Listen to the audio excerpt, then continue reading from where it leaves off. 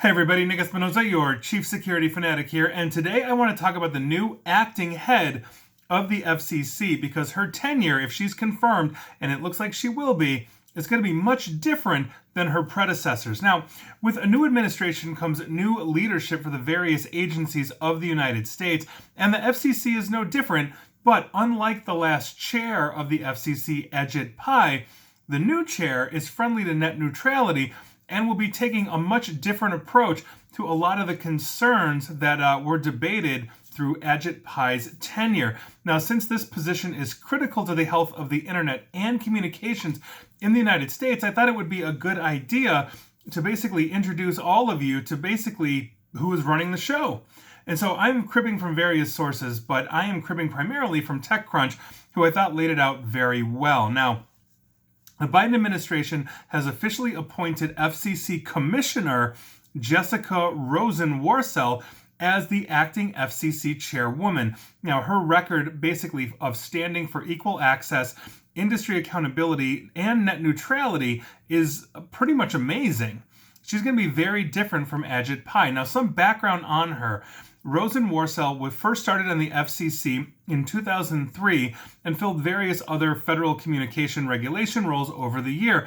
She was nominated to be a commissioner by President Obama in 2011 and then confirmed in 2012 and was actually running in the running to be the chair in 2013 when former Comcast lobbyist Tom Wheeler ended up taking that spot. Her second term as commissioner actually started in 2017. Now, throughout her tenure, basically at the FCC, Rosenworcel had pushed for net neutrality and improved broadband access for schools as well as economically disadvantaged areas.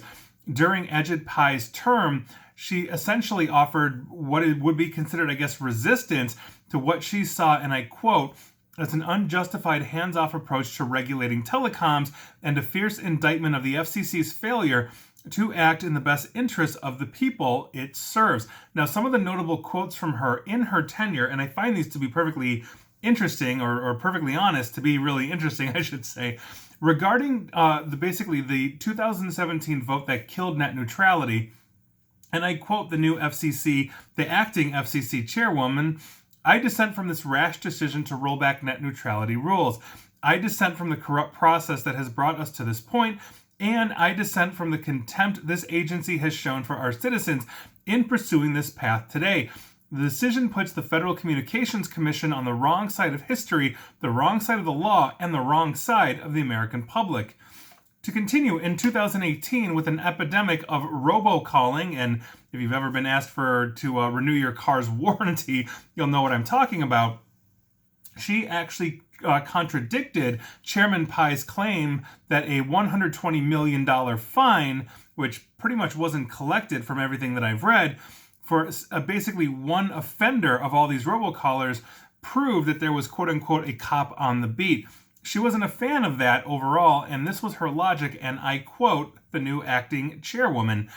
"Today, the FCC adopts a forfeiture order to impose a penalty on one operation that made tens of millions of robocalls in 2 years. I support it, but let's be honest. Going after a single bad actor is emptying the ocean with a teaspoon, and right now, we're all wet." Meaning, she should have gone, or rather, Chairman Pai should have gone after the entire industry, not a single offender, to make an example of them for a fine that they really didn't collect. Now, in 2019, Rosenworcel also called out the agency's seemingly lack of concern about the major loopholes in telecom regulation that allowed every mobile service vendor to essentially sell real-time location data to anyone that's willing to pay for it. I actually did videos on this with Location Smart. I've never been a fan of this, and to quote her in 2019 as a commissioner then, "The FCC has been totally silent about press reports that for a few $100s, shady middlemen can sell your location within a few hundred meters based on your wireless phone data. That's unacceptable." That's right. She seems to be in favor of privacy, so I'm therefore in favor of her. And we continue because in 2020, she raised the issue for the umpteenth time that the FCC's lack of good data concerning broadband deployment in the country was essentially bad. Now, the problem had been there for years, but was highlighted by a failure to vet industry data provided more or less on the honor system, which ended up throwing off the numbers rather drastically. And to quote her, "This should have set off alarm bells at the FCC. In fact, agency staff reached out to the company nearly a dozen times over multiple years, including after this suspect data was filed. Despite these efforts behind the scenes, the February 19, 2019, the FCC used the erroneous data filed by Barrier Free in a press release, claiming a great progress in closing the nation's digital divide.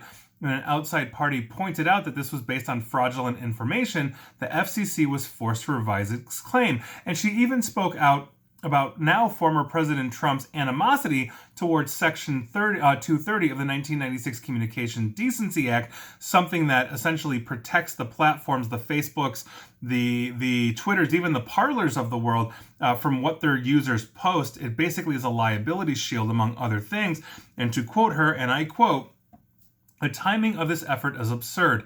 The FCC has no business being the president's speech police." Another thing I think is true. It should be hands off and neutral in that arbitration. I'm not saying Section 230 is perfect, but here we are. Now, with essentially the last minute confirmation, and this is outside of her, of Commissioner Nathan Symington by then President Trump. Obviously, Nathan Symington is a Republican, and I'm about to explain how this works here. The FCC is essentially at a 2-2 in its normally 3-2 partisanship makeup, favoring the presiding administration. In other words, there are 5 commissioners, and usually 3 out of the 5 are either Republican or Democrat, depending on the political party in power. Now, since the Democrats just won both Senate seats in Georgia and now control the Senate, this deadlock is probably going to be lifted, and the 5th commissioner will be confirmed once Acting FCC Chairwoman Rosen Worcel basically takes her position, and so we'll once again see a 3-2 split, in this case favoring the Democrats. And if the Republicans win in 2024, then we'll probably see it shift to the Republican side as well. But this, I think, is actually a really good move. I am all for privacy protections, regulations in that sense, because I believe that we have a constitutional right to privacy as affirmed by the Supreme Court in multiple cases.